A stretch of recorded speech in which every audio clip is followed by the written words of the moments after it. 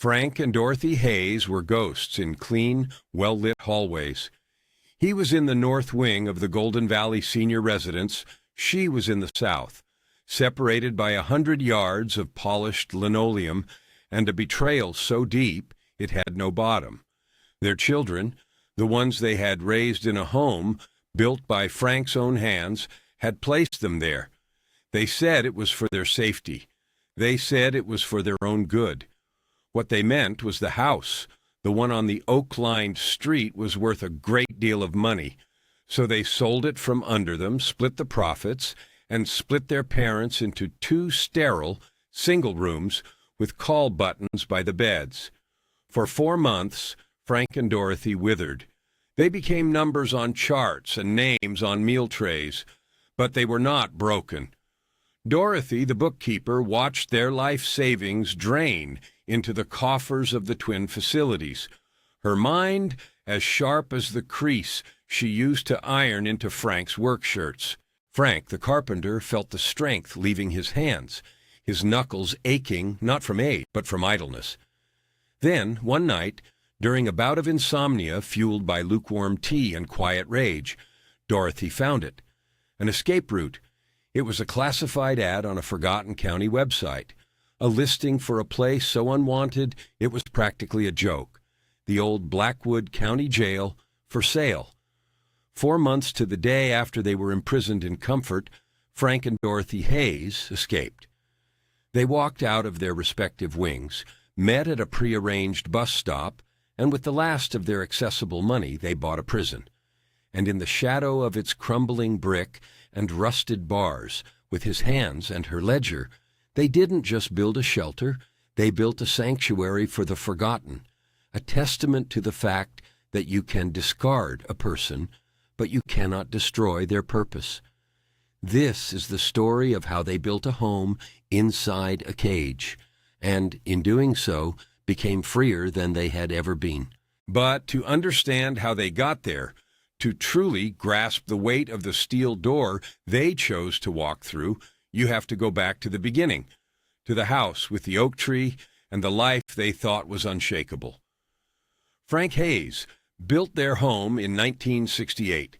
He was not a professional contractor, not then. He was a cabinet maker, a man who understood the soul of wood.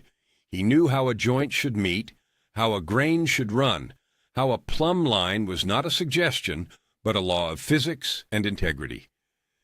He bought the lot on the edge of town for a song when Elm Street was still a dirt road and the great oaks were just ambitious saplings. For 2 years, he worked every evening after his shift at the furniture shop. He worked every weekend from sunup to sundown. Dorothy was there with him. She brought him coffee in a thermos and sandwiches wrapped in wax paper. She held boards steady. She learned to mix mortar. She painted every wall, her hands steady, her strokes even. She was a bookkeeper by trade, a woman who understood that a solid foundation was as much about balanced numbers as it was about level concrete. The house grew from the earth, a testament to their shared effort. It had a wide front porch where they would later sit and watch their children, Mark and Susan, play in the yard. It had a workshop in the back for Frank, a place that always smelled of sawdust and varnish. It had a small office for Dorothy, where she kept the books for a half-dozen local businesses, her ledgers as neat and ordered as her garden. This was not just a structure of wood and nails. It was their life's ledger, written in cedar and stone. They raised their children there. Mark, the firstborn, was sharp and ambitious. He was always looking ahead to the next thing, the bigger prize. He loved the house for what it represented, stability, a launching pad. Susan was quieter, more sentimental. She loved the house for its memories, the pencil marks on the door frame charting her height, the worn spot on the stairs where she always sat. Frank and Dorothy gave them everything they could, not with lavish gifts, but with time, with lessons, with the quiet example of a life built on work and mutual respect. They put them both through college. Mark became a financial advisor in the city 2 hours away. Susan became a school teacher in a neighboring suburb. They married, had their own children. Frank and Dorothy's house became the gravitational center of the family. Every Thanksgiving, every Christmas, every 4th of July, the porch sagged with the weight of family. The kitchen buzzed with conversation. Frank retired from the furniture shop, but he never retired from his workshop. He built cradles for his grandchildren. He built bookshelves for Susan's classroom. He built a new deck for the back of the house when the old one finally gave way. Dorothy retired from bookkeeping, but her mind never stopped calculating. She managed their pension, their investments, a modest but comfortable nest egg she had carefully nurtured for 50 years. They were self-sufficient. They were content. They were 74 and 72 years old, and their life was as solid as the oak tree Frank had planted as a sapling, now a giant that shaded the entire front yard. The first crack in that foundation appeared on a Tuesday in April. It was a phone call from Mark. "Mom, Dad," he began, his voice taking on the smooth, reasonable tone he used with his clients. "We need to talk." They talked, or rather Mark talked. He spoke of risk. He spoke of liability. He mentioned Frank's fall from the stepladder the previous summer when he was cleaning the gutters.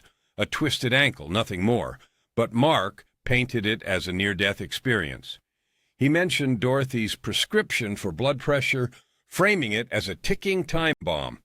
"The house is too much for you," he said. "The stairs, the upkeep, the yard." "We manage just fine," Frank said, his voice a low rumble. "For now," Mark countered smoothly. "But what if something happens? A real fall, a stroke? Who would be there? Susan and I are too far away to help quickly." He let that hang in the air, the seed of fear expertly planted. Susan joined the chorus a few days later. Her approach was different. It was emotional. "I worry about you both so much," she said, her voice thick with what Dorothy, in a colder moment, might have identified as manufactured concern. All alone in that big house. They worked in concert, a pincer movement of logic and emotion. They presented brochures, Golden Valley senior residence, bright smiling faces on glossy paper, a la carte dining, on-site nursing staff, social activities. "It's not a nursing home, Mom," Susan insisted. "It's a community. You'd have your own apartments. You could see each other every day." "And the house?" Dorothy asked, her eyes narrowed. She was a bookkeeper. She always looked for the bottom line. "We'll handle the house," Mark said, a little too quickly. "The market is incredible right now. Selling it would set you up for life.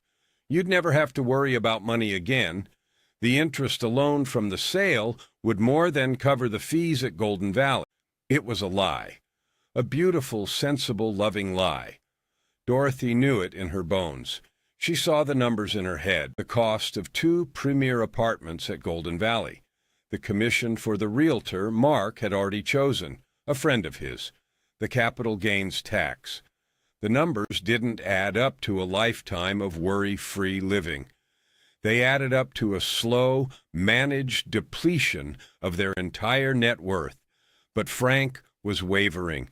He trusted his children. He was tired. The fall from the ladder had scared him more than he let on.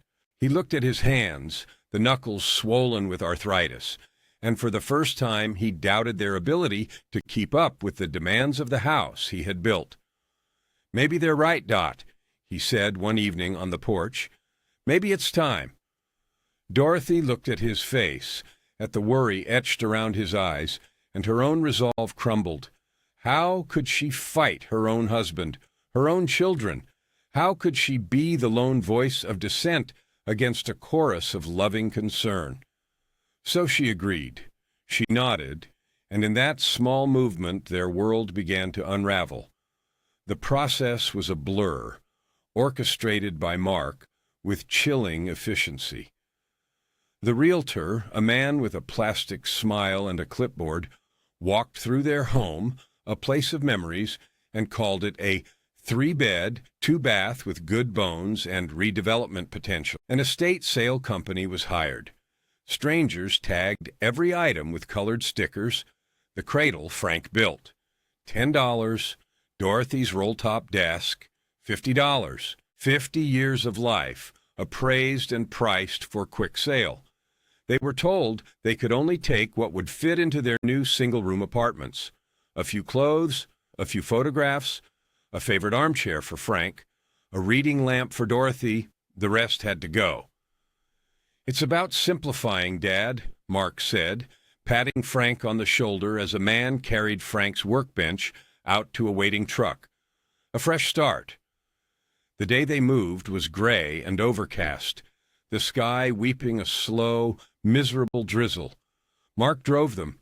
Susan was conspicuously absent, claiming one of her children was sick. They arrived at Golden Valley, a sprawling modern complex that looked more like a resort hotel than a place to spend the end of your life. The lobby was pristine, filled with ficus trees and the faint scent of lemon polish. A cheerful woman named Brenda greeted them. "Welcome to the family," she chirped. Then came the final, brutal blow. "There's been a small mix-up with the paperwork," Brenda said, her smile never faltering. "We have a lovely suite for Mr. Hayes in our north wing, ready to go, but the south wing apartment for Mrs. Hayes had a minor plumbing issue. It'll be a few days, maybe a week before it's ready." Dorothy felt a cold dread wash over her. "But we were supposed to be together," she said, her voice small. "Oh, you will be," Brenda assured them. "The wings are connected by a lovely glass corridor. You can visit any time you like between 9 and 9. Mark didn't flinch. He knew. Dorothy saw it in the slight twitch at the corner of his eye. He had known all along. There were never 2 apartments available together. The lie was necessary to get them in the door. Separation was part of the plan. It was easier to manage 2 compliant individuals than one united couple. Frank, confused and overwhelmed, just nodded. "A week," he said. "We can manage a week." Mark hugged them both. "I'll call you tomorrow," he promised. He walked them to their separate wings. He left Frank in a room with a view of the parking lot. He left Dorothy in a room with a view of a manicured, empty courtyard. Then he got in his car and drove away, the tires hissing on the wet pavement. He didn't call the next day. He never called. A week turned into 2. The plumbing issue in Dorothy's real apartment became a structural problem that required county permits. The lie became permanent. Frank was in room 214 North. Dorothy was in room 308 South. They were residents, they were ghosts. The first month was a study in despair. Dorothy's room was beige. The walls were beige. The carpet was beige. The armchair, delivered from their old life, looked awkward and out of place.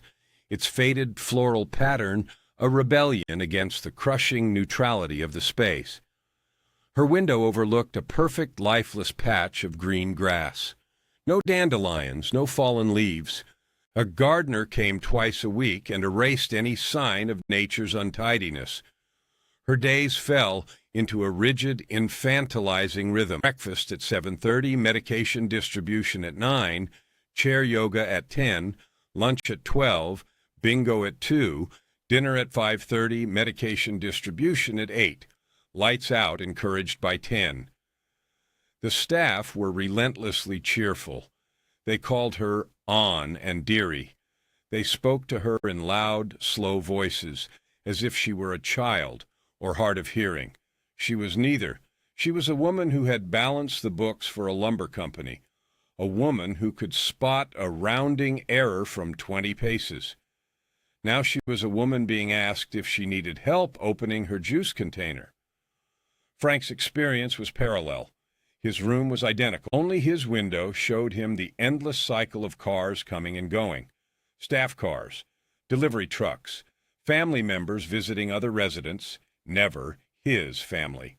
He, A man who had commanded a workshop filled with saws and lathes was not allowed to have so much as a pocket knife.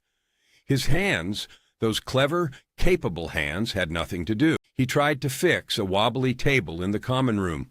A nurse gently but firmly stopped him. "We have maintenance for that, Frank," she said, as if he had been playing with something dangerous. He started taking things apart in his mind.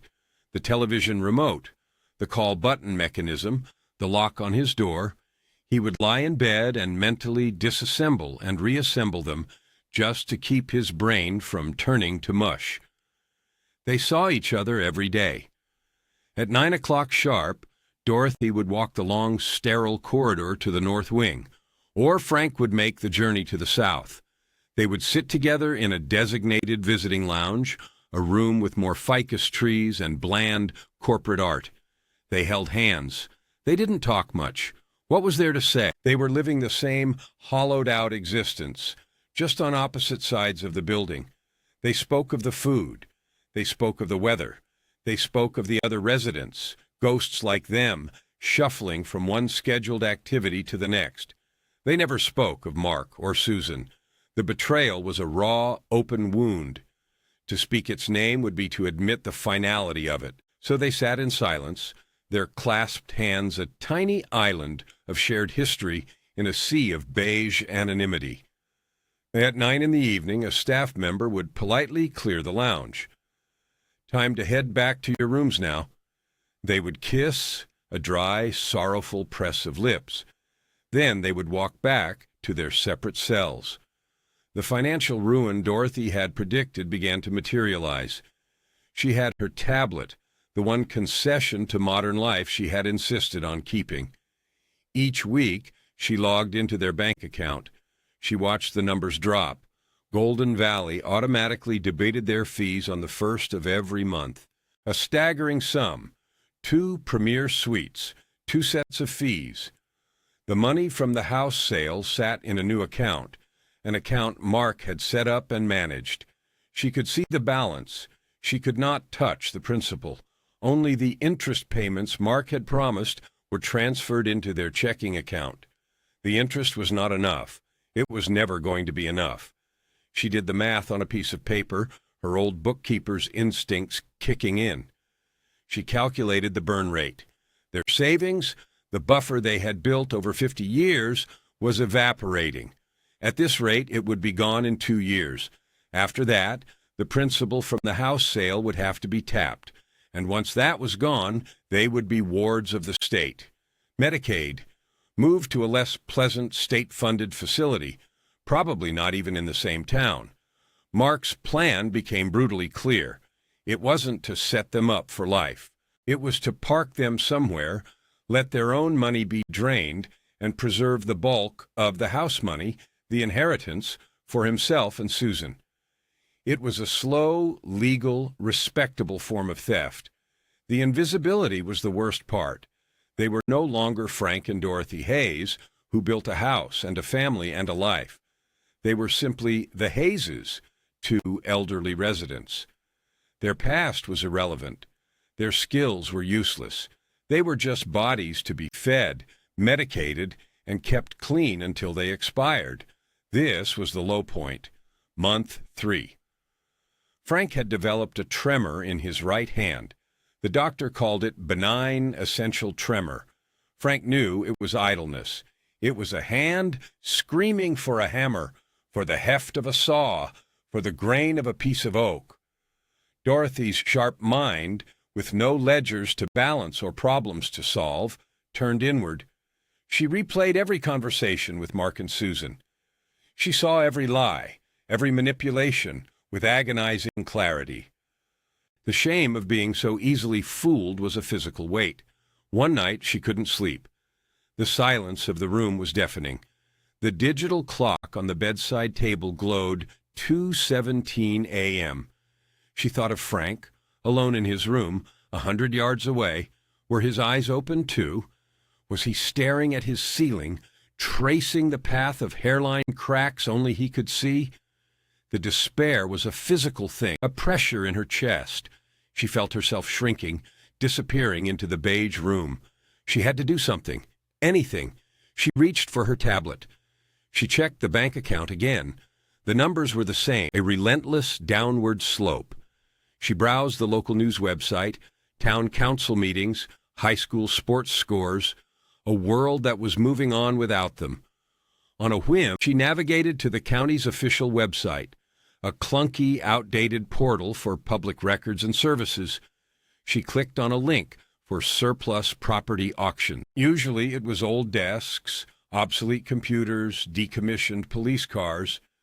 She scrolled through the listings, her mind numb. A fleet of 2005 Ford Crown Victorias, 50 office chairs with broken casters, a commercial lawnmower, and then she saw it. The listing was 4 months old, buried at the bottom of the page. Property ID 734-B. Description: Blackwood County Jail and Sheriff's Office, decommissioned. Address: 118 Old Mill Road. Acreage: 1.2. Condition: as is. Significant structural and environmental remediation required. Not zoned for residential use. Minimum bid: $5,000. Dorothy stared at the screen. The Blackwood County Jail. She remembered it. A grim 2-story brick building on the forgotten industrial edge of town, down by the old lumber mill. It had been closed for at least a decade, ever since the new regional correctional facility was built. It was a ruin, an eyesore, a place the county just wanted off its books. 5,000. The number seemed absurd. It was less than 1 month's fee for one of their rooms at Golden Valley. She looked at the grainy photograph accompanying the listing. A squat, functional building of dark red brick. Windows barred with thick iron. A chain-link fence topped with barbed wire, now rusted and sagging. It was the bleakest, most hopeless-looking place she had ever seen. And in that moment it looked like a life raft. An idea, wild and insane, sparked in the tired, methodical mind of the bookkeeper. It was a terrible idea. It was an impossible idea. It was the first hopeful thought she had had in 120 days. She saved the link. She turned off the tablet. The digital clock read 3:45 a.m. For the first time in months, Dorothy Hayes slept without dreaming. The next morning, she walked the glass corridor with a purpose she hadn't felt since she'd left her home. Her steps were firm. Her back was straight. She found Frank not in the visiting lounge, but in the small, sad library, staring out the window. She sat down opposite him. She didn't say hello. She simply slid her tablet across the table, the screen glowing with the county auction page. Frank looked at it, his brow furrowed in confusion. He read the listing. He read it again. He looked up at Dorothy, his eyes questioning. "The old jail?" he asked, his voice a whisper. $5,000, she said, her voice equally quiet, but charged with a strange energy. Frank stared at the picture, the brick, the bars, the rust. He, a man who built things, saw not a ruin but a structure. He saw load-bearing walls. He saw a foundation that had stood for 80 years. He saw brick and steel and concrete. "It's a prison, Dot," he said, the reality of it sinking in. "So is this," she shot back, gesturing with her head to the pristine, soulless room around them. "This is a prettier prison, that's all. And we're paying a fortune for the privilege of staying here." She leaned forward, her voice dropping lower. "I did the math, Frank. Our savings will be gone in 22 months. Then they'll start on the house money. By the time we die, there'll be nothing left for Mark and Susan to inherit, which I'm starting to think is a fine idea, but there will also be nothing left for us. They'll move us to a state facility. We'll be separated for good." Frank's face was grim. He knew she was right. He had felt the truth of it in his gut, but she had given it the cold, hard authority of numbers. "What are you thinking?" he asked, his gaze returning to the tablet. "I'm thinking we have about $6,000 left in our checking account." she said. 5 for the bid, 1 for supplies. Supplies for what? To do what, Dorothy? Live in a jail. It says it's not for residential use. It says it needs remediation. It's still standing, she said, her voice fierce. It has a roof. It has walls. You built our house from a pile of lumber. Can you not fix this? The question was a challenge. It was a spark thrown into the dormant forge of his pride. Can you not fix this? He looked down at his hands. The tremor was still there, a slight, frustrating vibration. But as he looked at them, he imagined the feel of a hammer, the rough texture of old brick, the cold, solid reality of steel. We'd be broke, he said, testing the idea. We're already going broke, she countered. This way, we'd be broke with a roof over our heads that we own, a roof nobody can kick us out of. How would we even get there? How would we get out of here? Dorothy's lips curved into a smile for the first time in 4 months. It was a grim, calculating smile, the smile of a bookkeeper who has found a loophole. We are not prisoners, Frank, she said. We are residents. We are free to leave whenever we choose. We just haven't chosen to. We just walk out the front door. The simplicity of it was stunning. They had been so beaten down by the system, by the betrayal, that they had forgotten the most basic fact. They were not under arrest. They could leave. Frank stared at his wife. The frail, shrinking woman he had been visiting for months was gone.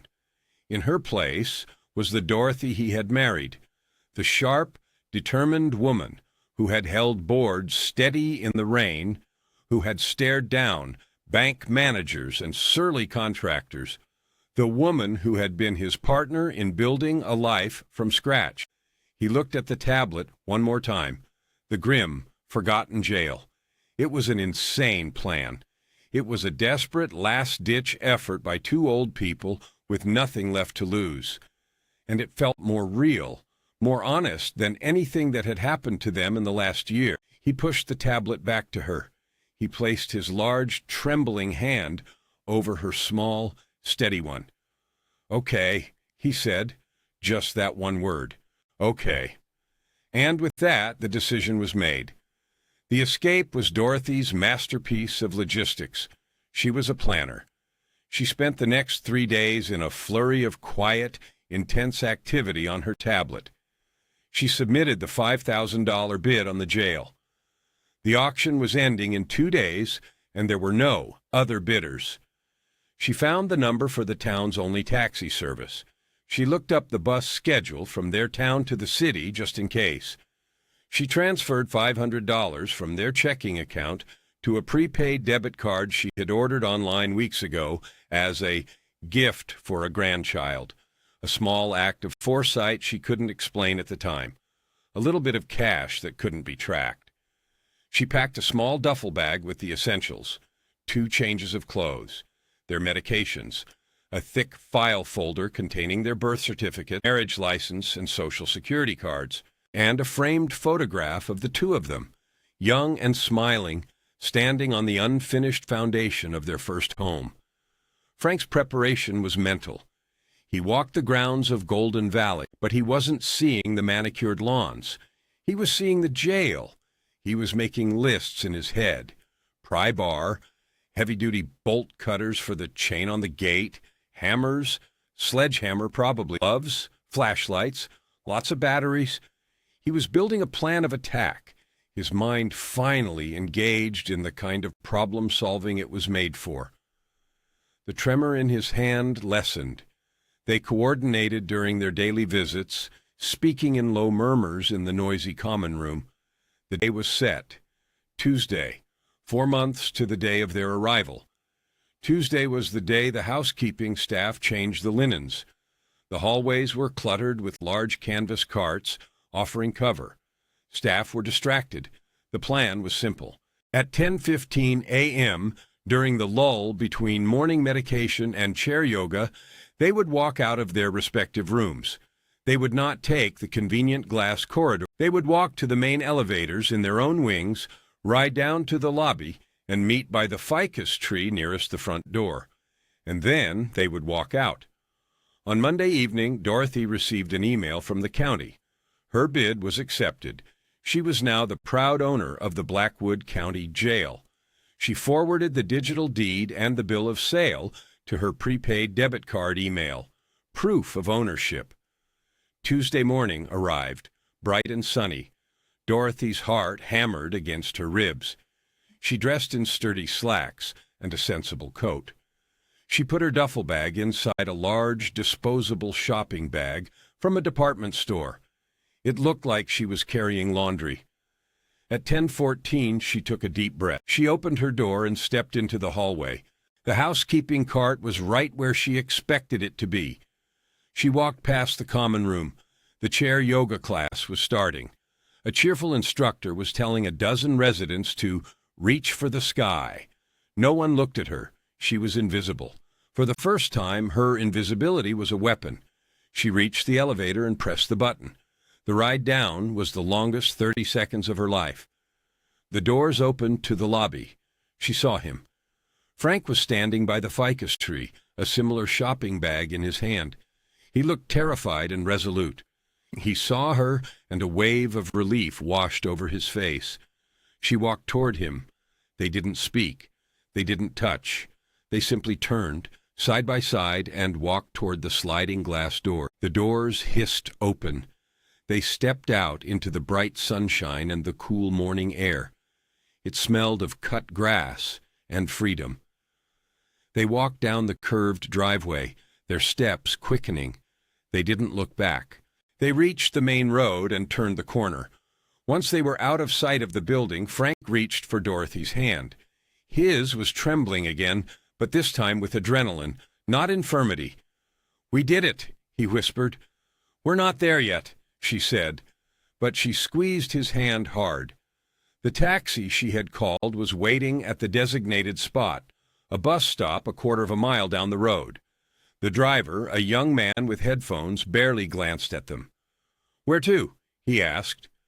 "Hobbs Hardware," Dorothy said, her voice clear and steady. The first stop was not the jail.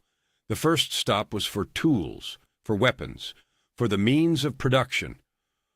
Earl Hobbs had owned the hardware store for as long as they could remember.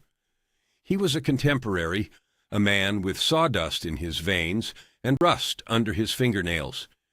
He was behind the counter when they walked in, the little bell over the door announcing their arrival. He looked up, and his eyebrows shot up in surprise. "Frank, Dorothy, what in the world are you two doing here? I heard you moved over to that new place." "We moved out," Frank said simply. Earl looked from Frank's determined face to Dorothy's grim one. He saw their shopping bags, which they now held like luggage. He was a man who understood things without needing them explained. "Good for you," he said, a slow smile spreading across his weathered face. "Never did trust a place that clean. What can I get for you?" Frank pulled a list from his pocket. It was the list he had been composing in his head for days. He read it aloud. Bolt cutters, 24-inch, sledgehammer, 10 pounds, 2 Maglite flashlights, a box of D-cell batteries, a contractor's pack of leather gloves, pry bar, and a 50-foot extension cord, heavy gauge. Earl listened, his smile fading into a look of serious appraisal. This was not a shopping list for a weekend project. This was a list for a siege. He gathered the items without a word. He laid them on the counter, a formidable collection of steel and rubber. "That's going to be about $240, he said, his eyes on Frank. Dorothy stepped forward. "Earl, we have a proposition for you," she said. She explained it all, the jail, the money situation, the plan. She didn't ask for a handout. She framed it as a business arrangement. "We need these tools, and we'll need more. Lumber, wiring, plumbing supplies. We can't pay you today, but I am a bookkeeper, and Frank is a craftsman. We will keep a running tab. We will pay you back, with interest, as soon as we liquidate the last of our assets." She was offering their integrity as collateral. Earl Hobbs looked at them. He looked at Frank's hands, the hands that had built the finest cabinets in the county. He looked at Dorothy's eyes, as clear and honest as a balanced ledger. These were not grifters. These were builders. He knew them. He had known them for 50 years. He let out a long breath. Their second taxi took them to the end of Old Mill Road. The driver refused to go any further. The road was cracked and overgrown with weeds. "This is as far as I go," he said, looking nervously at the derelict warehouses and the silent, rusting lumber mill. They paid him and got out. They were alone. The jail was at the end of the road, another 100 yards away. It stood silhouetted against the afternoon sun, squat and menacing. The air smelled of damp earth and decay. They walked toward it, Frank pulling the dolly, Dorothy carrying her bag. The chain-link fence was formidable, but the gate was secured with a single heavy chain and a rusted padlock. "Let's get to work," Frank said. He took the bolt cutters from the dolly. The tool felt good in his hands, powerful and purposeful. He positioned the jaws around a link in the chain. He squeezed the long handles together. His arms, weak from months of inactivity, strained. The muscles in his back screamed. For a moment, nothing happened. Then, with a final, grunting effort, there was a sharp crack, like a gunshot in the silence. The chain link snapped. The chain fell loose. The gate was open. Frank leaned against the fence, breathing heavily, a triumphant grin on his face. The tremor in his hand was completely gone. They pushed the heavy gate open. It shrieked on its rusted hinges. They were in. The yard was a wilderness of weeds and broken asphalt. They made their way to the front entrance of the building. Heavy steel doors, no handle, a formidable-looking lock. "Now what?" Dorothy asked. "Now," Frank said, picking up the pry bar. "We knock." He wedged the tip of the pry bar into the seam between the door and the frame. He put his weight into it. The steel groaned in protest. He repositioned it, getting more leverage. He pulled again, his whole body straining. With a deafening screech of tortured metal, the lock mechanism inside the door gave way. The door swung inward a few inches, opening into darkness. A wave of cold, stale air washed over them. It smelled of dust, of rust, of forgotten time. Frank clicked on one of the mag lights. The powerful beam cut through the gloom. It illuminated a small, dusty reception area. A built-in desk was covered in a thick layer of grime and peeling paper. Beyond it, a hallway stretched into blackness, lined with doors made of solid steel bars. "Welcome home," Dorothy whispered, the words a mixture of terror and exhilaration. Frank took a step inside, his flashlight beam dancing across the walls. He was not a man given to grand pronouncements. He was a man of action. He turned to Dorothy, his face half in shadow, half in the bright beam of the light. "Better get the dolly," he said. The first 24 hours were about assessment and survival. Frank the doer went to work. Dorothy, the observer, took stock. They explored their new, grim kingdom with flashlights. The ground floor held the sheriff's office, a few small administrative rooms, a locker room, and the main cell block. The cell block was a cage within a cage, a central corridor with 8 cells, 4 on each side. The cells were tiny, 6 feet by 8 feet. Each contained a steel slab for a bed, a toilet, and a small sink. The air was heavy and oppressive. Upstairs was more office space, an interrogation room with a large one-way mirror and a storage room. Everything was covered in a uniform layer of dust and decay. Paint peeled from the walls in long, curling strips. The floors were a mess of dirt, dead insects, and wind-blown leaves. But Frank saw beyond the filth. He tapped the walls, solid brick. He stomped on the floors, poured concrete. "Good bones," he grunted, echoing the smarmy realtor, but this time the words had meaning. The first priority was securing a livable space. The cell block was out of the question. It was psychologically unbearable. They chose the old sheriff's office on the ground floor. It was the largest room with two big, barred windows that faced east. It would get the morning sun. Frank's first act of transformation was to address the bars on those windows. He couldn't remove them, not yet, but he could change their meaning. He took the sledgehammer and, with a series of precise, powerful blows, he shattered the thick, grimy glass of the windows. The sound echoed through the building like a cannon shot. Fresh air, for the first time in a decade, poured into the room. It was no longer a sealed tomb. It was a room with a breeze. While Frank worked, Dorothy claimed the built-in reception desk as her command center. She used old rags from their bag to wipe it down. She set up her tablet, her file folder, and the framed photograph of their younger selves. A small island of order in a sea of chaos. She explored the building with a more practical eye. She found the breaker box in a utility closet. The main switch was thrown. She flipped it. Nothing happened. The power was cut off at the street. She found the water main. She turned the valve. A groan from the pipes, and then a trickle of rusty brown water sputtered from a tap in the locker room. She let it run.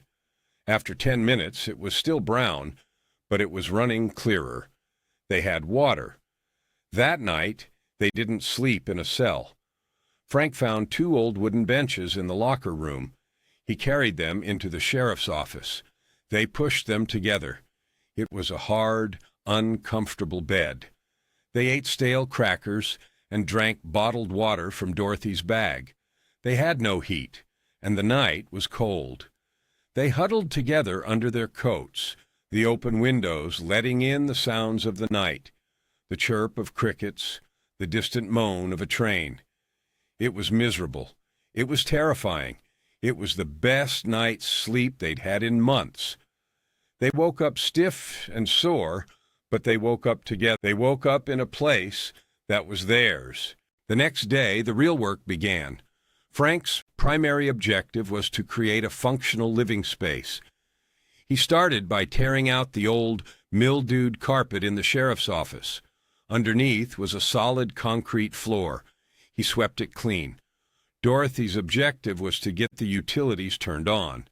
She spent the morning on her tablet, navigating the websites of the power and water companies. It was a bureaucratic nightmare. She was the new owner of the property, but the accounts were laden with years of unpaid bills and fees from the county's neglect. She was a bookkeeper. She was relentless. She made phone calls, her voice calm and firm. She sent emails with the deed attached. She argued. She reasoned. She persisted. By midday, she had a breakthrough. A sympathetic clerk at the water department agreed to waive the old fees and start a new account. The power company was a tougher nut to crack. They required a safety inspection before they would restore service to a decommissioned commercial property. An inspection was a risk. It would bring official eyes to their project, but they needed power. Dorothy scheduled the inspection for 2 weeks out. It was a deadline, a 2-week sprint to make the place look less like a derelict jail and more like a work in progress. Frank, hearing the news, nodded grimly. 2 weeks, he said. I can do a lot in 2 weeks.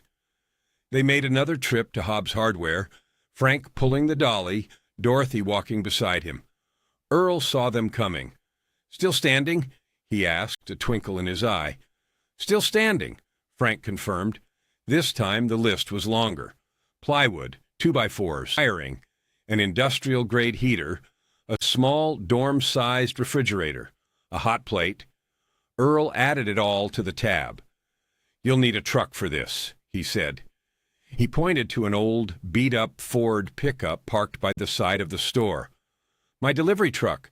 She ain't pretty, but she runs. The keys are in it. Just bring it back when you're done. Frank stared at him, stunned by the trust. Earl, he started. Just get it back before 5. Earl cut him off. And put some gas in it. This act of faith was more powerful than any tool.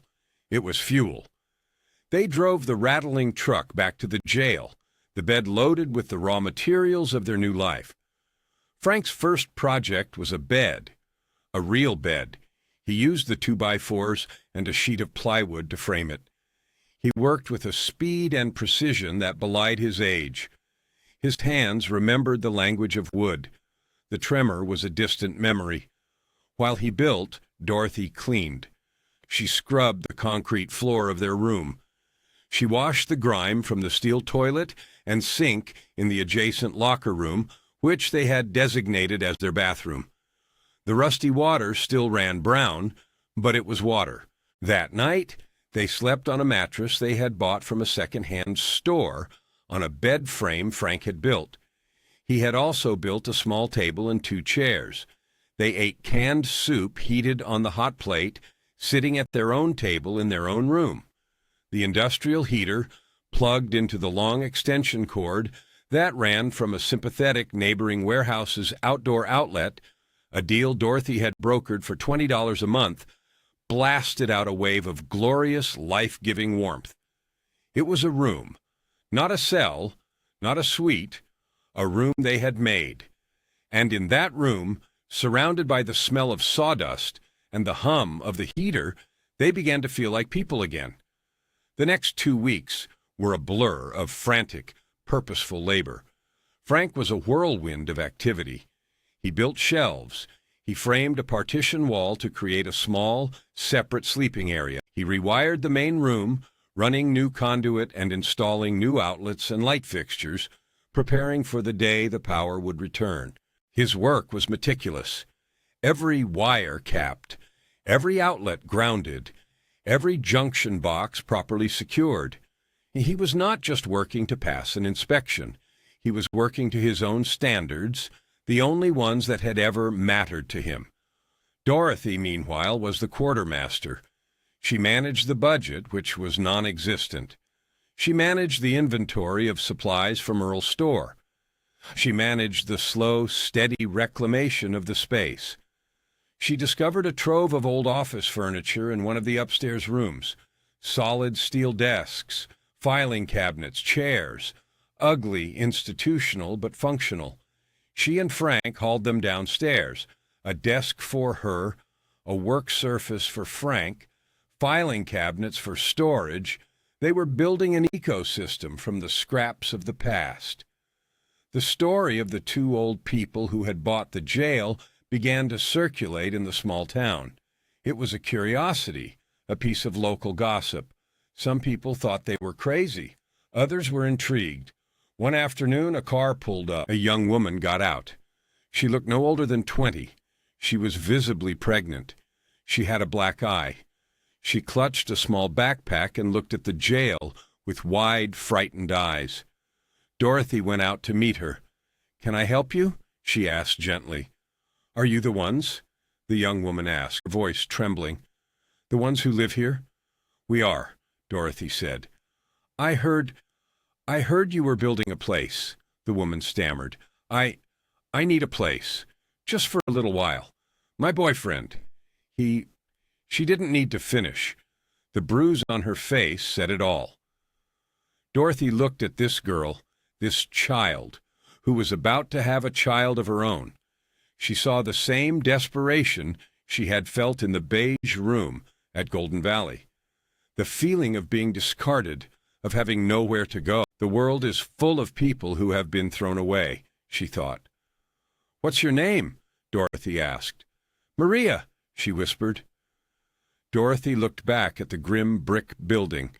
It was a jail.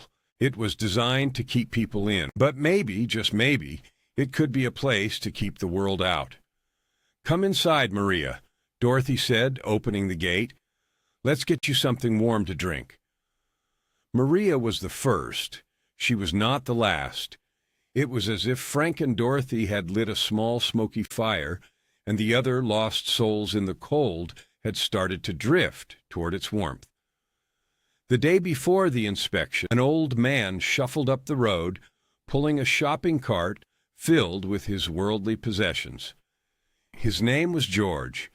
He was a retired mechanic who had been living in his car until the transmission died and the city towed it. He had heard about the jail from a guy at the soup kitchen. "I can fix things," he said to Frank, his voice raspy from disuse. "Engines, plumbing, anything with moving parts." Frank looked at the man's calloused, grease-stained hands. He recognized a fellow tradesman. "The toilets in the cell block are backed up," Frank said. "I can fix that," George said. And so the found family began to grow. Maria, quiet and watchful, took over the cleaning. She scrubbed the entire ground floor with a determination that was fierce and protective. She was nesting. George, armed with a few wrenches from Earl's, disappeared into the cell block. By the end of the day, there was a mighty roar from the pipes, and he emerged, covered in filth, but grinning. "We got Flo," he announced. Frank and Dorothy gave them the 2 administrative offices across the hall from their own room. Frank built them beds. They were no longer just a couple. They were the beginning of a community. What would you do in this position, faced with a home that feels more like a prison and a prison that could be a home? It's a question that tests the limits of what we call safety and freedom. Let me know what you think in the comments below. And if this story speaks to you, if you've made it this far on Frank and Dorothy's journey, maybe take a moment to hit that subscribe button. It costs nothing, but it means a lot. Now back to the inspection. The inspector was a man named Davis. He was a county man, which meant he was overworked, underpaid, and perpetually annoyed. He arrived in a dusty official sedan, clipboard in hand, a sour expression on his face. "I'm here about the power hookup for property 734-B, he said, as if the name left a bad taste in his mouth. "Come in, Mr. Davis," Dorothy said, her voice polite but firm. Davis stepped inside, and his sour expression shifted to one of pure astonishment. He had been expecting a derelict ruin.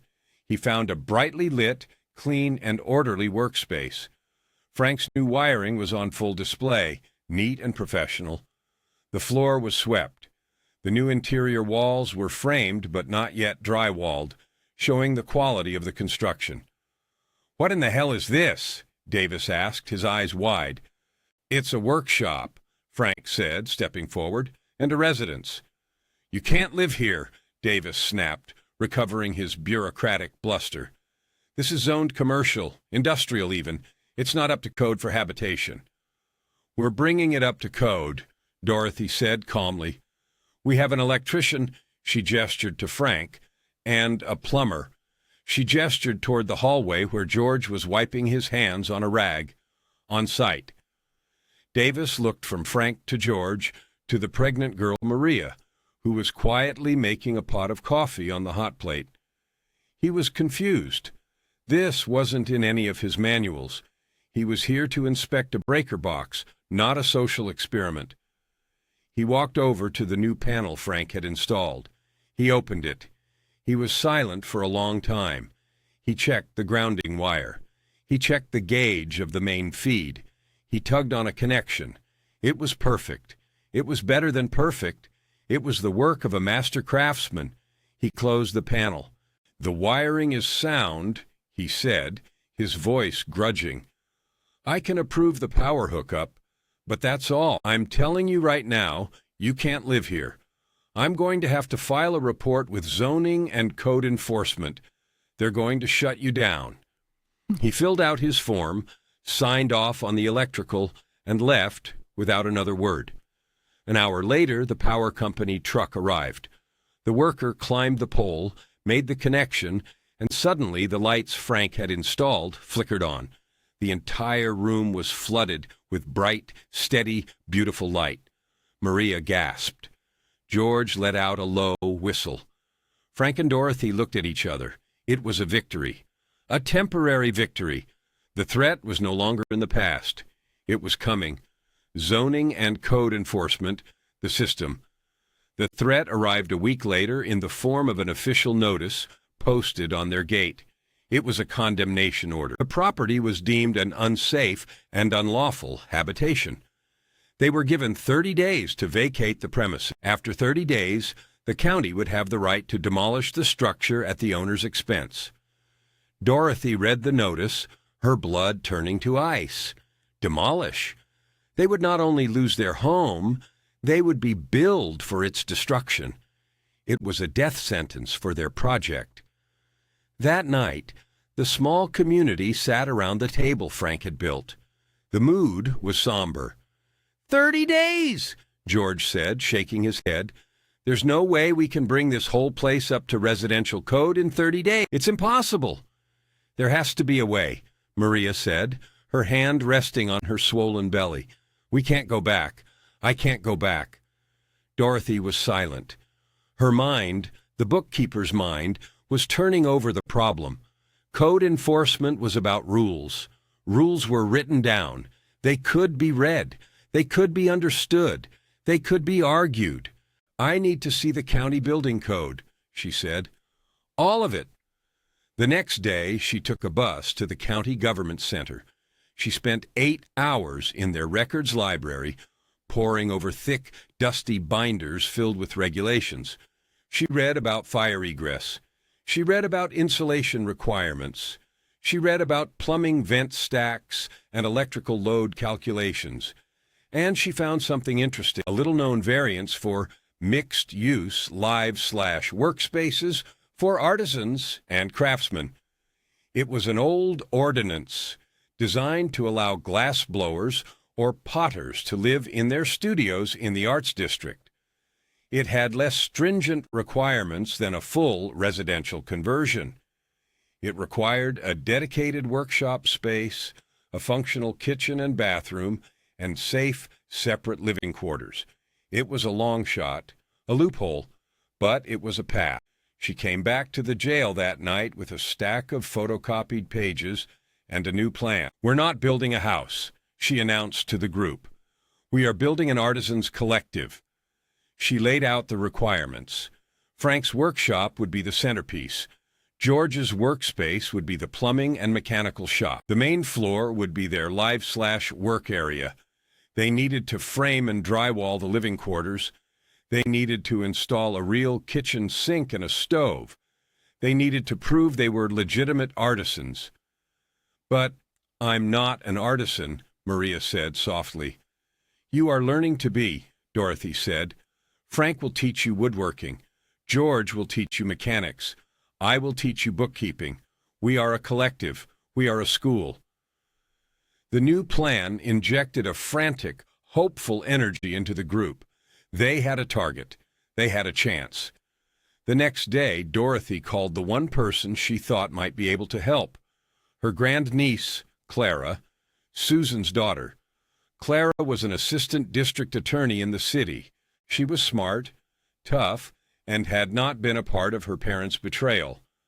Dorothy hadn't spoken to her in almost a year. She found her number and called.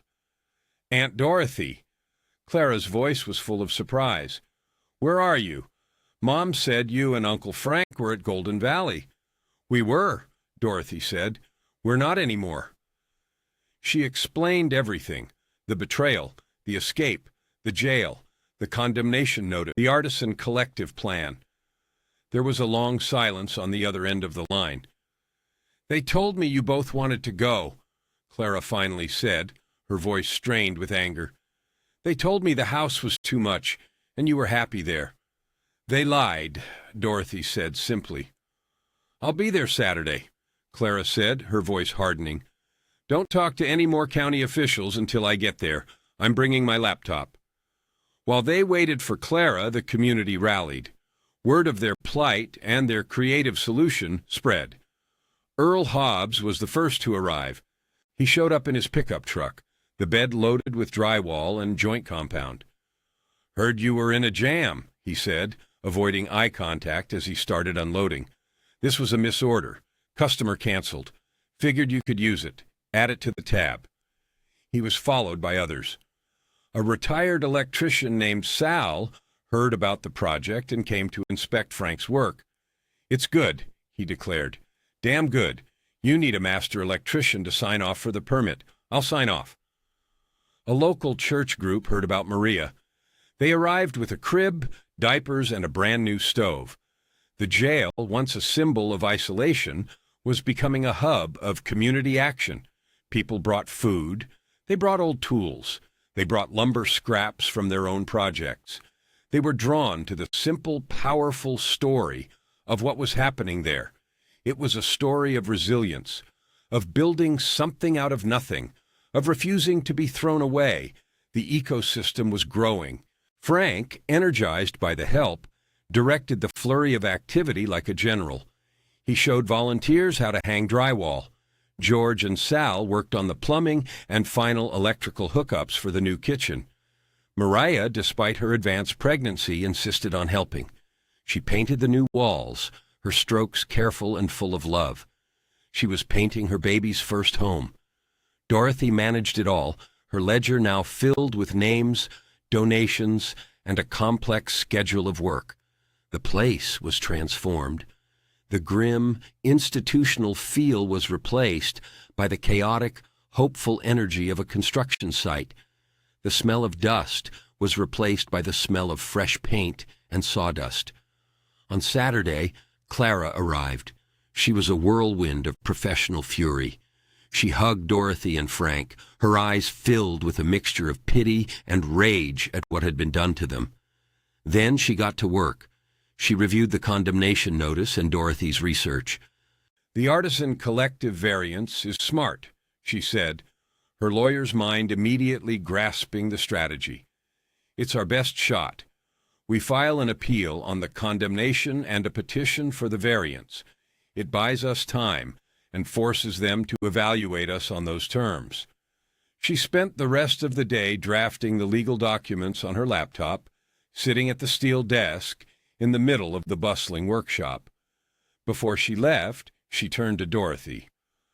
"About Mom and Mark," she said, her jaw tight. "I'm going to have a talk with them, a very serious talk." "Be careful, Clara," Dorothy said. "I'm not the one who needs to be careful," Clara replied, her eyes flashing. The confrontation Dorothy had been dreading came sooner than she expected. It wasn't Clara's legal threats that brought him. It was the local newspaper. A young, ambitious reporter got wind of the story. Elderly couple escapes nursing home, buys jail. It was too good to resist. He wrote a feature story, a human interest piece that painted Frank and Dorothy as folk heroes. It mentioned their abandonment by their children in vague but damning terms. The article was syndicated. It went viral, and that is what brought Mark. He drove up in his sleek, expensive sedan, which looked absurdly out of place, parked next to Earl's beat-up truck. He stormed through the gate, his face a mask of cold fury. He was not there to apologize. He was there because he had been embarrassed. His clients had seen the article. His boss had seen it. His carefully constructed image as a devoted, caring son had been shattered. "What have you done?" he hissed, finding Frank and Dorothy in the workshop. He didn't even seem to see the transformation of the space. He only saw his own public relations disaster. "You've made us a laughingstock. You've made me a laughingstock." Frank put down his hammer. He wiped his hands on his pants and faced his son. He was no longer the tired, defeated man from the nursing home. He was Frank the builder, standing in his own workshop. He was powerful. "We did what we had to do to survive, Mark," Frank said, his voice level and calm. "Survive?" Mark scoffed, his voice rising. "You were in the best facility in the state. You had everything you needed." "We had a television and 3 meals a day," Dorothy said, her voice cutting through the air like glass. "We did not have our lives. We did not have each other, and we were going broke." "That's not true," Mark sputtered. "The finances were being managed." "They were being drained," Dorothy corrected him, her bookkeeper's precision a weapon. I saw the numbers. I saw your plan. Preserve the principal. Preserve the inheritance. Let us run out of money and become a problem for the state. It was a good plan, Mark. Very tidy, very profitable. Mark's face went pale. He was exposed. His rationalizations, his self-serving lies, were stripped away, and he was left standing there in his expensive suit, looking small and ugly. I did it for you, he whispered, a last pathetic attempt at justification. It was too much responsibility. I wanted you to be safe. You wanted us to be gone, Frank said, the simple truth of it hanging in the air. You wanted the house, the money, and none of the burden. Well, you got what you wanted. The house is gone. The money is yours, and we are no longer your burden. He picked up his hammer. Now, if you'll excuse us, we have work to do. This is a workshop. We have a deadline. You should go. The dismissal was absolute. It was calm, it was factual, and it was devastating. Mark stood there for a moment, his mouth opening and closing, but no words came out. He had come for a fight, for an argument he could win with his smooth, manipulative logic. He was not prepared for quiet, unshakable dignity. He turned and walked away, his shoulders slumped. He got in his expensive car and drove off, kicking up dust on the gravel road. Frank and Dorothy didn't watch him go. They had already turned back to their work. The final inspection was scheduled for a Friday. The 30-day deadline was up. Clara's legal maneuvering had forced the county's hand. They couldn't just demolish the building. They had to formally review and rule on the petition for the artisan collective variance. This time, it wasn't just Davis, the annoyed inspector. It was a three-person panel. Davis, the head of the zoning department, a severe-looking woman named Ms. Albright, and the county fire marshal. This was the final test. The morning of the inspection, the jail was a hive of nervous energy. The main room was finished. The drywall was up and painted a warm, cheerful yellow. The kitchen was installed and functional. The living quarters were partitioned off, small but clean and safe. Frank's workshop was organized. The tools hung neatly on the walls. The whole place hummed with the quiet pride of a job well done. Earl Hobbs was there. So was Sal, the retired electrician. A dozen other volunteers from the town who had helped also showed up, standing in a silent, supportive crowd in the yard. This was their project, too. The county officials arrived at 10 o'clock. Miss Albright held the clipboard this time. Her face was a stony mask of bureaucratic impartiality. Clara was there to meet them, dressed in a sharp suit, her presence lending a formal, legal gravity to the proceedings. We are here to inspect the premises pursuant to the petition for a live/work variant, Ms. Albright announced. They started the inspection. It was grueling. They checked everything. The fire marshal tested the smoke detectors Frank had installed. He measured the width of the hallways. He inspected the fire extinguishers placed at regular intervals. Davis, with a strange, almost imperceptible reluctance, pointed out the new plumbing and electrical systems, his own signature on the initial power hookup, a silent testament to their quality. Ms. Albright was the toughest. She tapped walls. She measured ceiling height. She read through the paperwork Clara presented, her eyes scanning for any loophole, any violation. She walked through the living quarters. She saw Maria's room, the crib waiting in the corner. She saw George's room, his few possessions neatly arranged on a shelf Frank had built. Her expression did not change. Finally, they gathered in the main workshop. The three officials conferred in low voices. Frank, Dorothy, and their small community waited in agonizing silence. Miss Albright looked up, her face still unreadable. The petition for a live/work artisan collective requires that the residents be demonstrably engaged in an artisan craft, she said, her voice formal. Frank stepped forward. He gestured to a newly finished piece sitting in the center of the workshop. It was a cradle. He had built it for Maria's baby.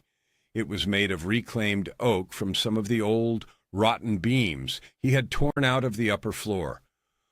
The wood was dark and rich with age. The joints were perfect. The finish was as smooth as glass.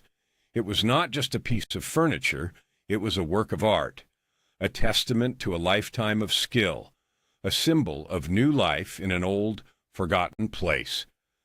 Miss Albright walked over to the cradle. She ran her hand along the curved rocker. She looked at the intricate dovetailed joints. She was silent for a full minute. The entire room held its breath. She turned back to face them. A tiny, almost imperceptible crack appeared in her stony facade. "The wiring is up to code," she said, ticking items off on her clipboard. "The plumbing is functional and properly vented. Fire egress and safety measures are satisfactory." She paused, her eyes meeting Dorothy's. "And the artisan requirement has been adequately demonstrated." She made a final check mark on her form. "The petition for variance is approved. A temporary certificate of occupancy will be issued, pending a 6-month review." She looked around the room, at the volunteers, at George and Maria, at Frank and Dorothy. "This isn't a jail anymore," she said, the words a quiet admission of defeat or, perhaps, of wonder. "I'm not entirely sure what it is, but it meets the requirements." A wave of cheers and applause erupted from the crowd in the yard who had been listening through the open door. George let out a whoop. Maria burst into tears of relief. Dorothy grabbed Frank's hand, her knees suddenly weak. He wrapped his arm around her, his strong, steady presence her anchor. They had won. The aftermath was swift. The newspaper ran a follow-up story, this time with a triumphant headline, "Jailhouse Salvation. County approves unique community project." The story of Mark's confrontation and dismissal became a local legend, a cautionary tale about disrespecting your elders. His business in his old hometown dried up completely. Clara, true to her word, had her serious talk. It involved a detailed explanation of elder financial abuse laws and the potential for criminal charges. The result was a new legal arrangement. Control of the investment account from the house sale was transferred to a neutral third-party trust, managed by a bank. The trust was instructed to pay for the full operating costs of the new community at the jail, as well as providing a modest monthly stipend for Frank and Dorothy. What was left, if anything, would be the inheritance. Mark agreed without a fight. He was a man motivated by public image and financial gain. The risk of a public criminal scandal was too great. He disappeared from their lives completely. He never called. He never visited. He was a ghost of a different sort, haunting a life he had tried to destroy. Susan was a different story. The public shaming and Clara's righteous fury had shattered her complacency. She was forced to confront her own passive role in the betrayal. Her guilt was a heavy, suffocating blanket. 2 months after the inspection, a week after Maria's baby, a healthy girl named Hope, was born, Susan's car pulled up to the jail. She got out, but she didn't come to the gate. She just stood there, looking at the place for a long time. Dorothy saw her from the window. She watched her for a moment, her heart a turmoil of old love and fresh pain. Then she walked outside and went to the gate. She didn't open it. She just stood there, looking at her daughter. Susan was crying, silent tears streaming down her face. "I'm so sorry, Mom," she whispered, the words barely audible. "I was weak. I listened to Mark. I didn't want to see what was really happening. I'm so sorry." She didn't make excuses. She didn't ask for forgiveness. She just offered her brokenness, her shame. Dorothy looked at her daughter, at the familiar lines of her face, now etched with a sorrow that was genuine. She thought of all the years, of the pencil marks on the doorframe, of the girl who loved the memories of the old house. She reached out and unlatched the gate. She didn't say, "I forgive you." She didn't say, "It's okay." The wound was too deep for easy words. Instead, she just said, "The door's open, Susan." It was enough. Susan walked through the gate, and for the first time in over a year, she hugged her mother. The new normal was quiet and purposeful. The community at the jail, which they now called the workshop, grew, not large. They were careful about who they let in. They took in another elderly man who had lost his home to a reverse mortgage scam. They took in a young man, a boy really, kicked out by his family for being gay. Each new person brought a need, but they also brought a skill. The mechanic, the cook, the gardener. They started a huge garden in the yard, tilling the soil where the asphalt had been cracked and broken. They grew vegetables and flowers. The chain-link fence, once a symbol of imprisonment, became a trellis for climbing roses and tomato vines. Frank's workshop became the heart of the community. He taught the younger residents how to measure, how to cut, how to build. He was passing on his trade, his legacy. His hands were steady and strong. Dorothy's office was the brain. She managed the finances, which were now stable. She managed the schedules. She taught the boy who had been kicked out how to balance a ledger, giving him a skill, a purpose. Susan became a regular visitor. She didn't try to force her way back into their lives. She came on weekends. She brought her children. She helped in the garden. She sat on the porch Frank had built onto the front of the jail and talked with her mother. They were rebuilding their relationship, one quiet conversation at a time. It was a slow, difficult process, like salvaging old wood. It would always bear the scars of its past, but it could be made into something new and strong again. One cool autumn evening, a year after their escape, Frank and Dorothy sat on that porch. The sun was setting, casting a warm, golden light on their strange, beautiful home. The sound of laughter drifted from the kitchen where George and the young man were cooking dinner. The smell of tomato sauce and garlic filled the air. In the garden, Susan was showing her own daughter how to pick beans, their heads bent together.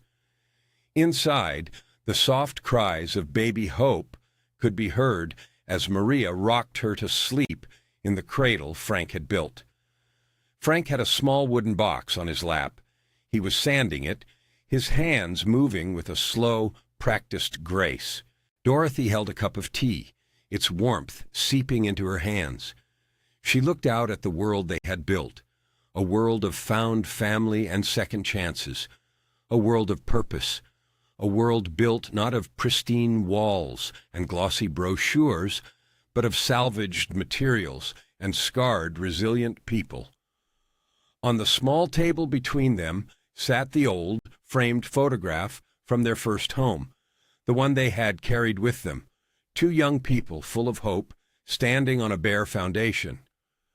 Dorothy looked at the photo, then she looked at Frank, his face weathered and peaceful in the fading light. He had never stopped being that man, the builder. He looked up from his sanding and caught her eye. He smiled, a quiet, contented smile. He didn't need to say anything. They had built a life together twice, once from nothing and once from ruins. Dorothy looked up at the light over the door, a simple fixture Frank had installed. It clicked on automatically as dusk fell, a beacon of welcome in the twilight. It was a permanent light, a promise that the door was open, that this was a place to come home to. It shone brightly in the gathering dark.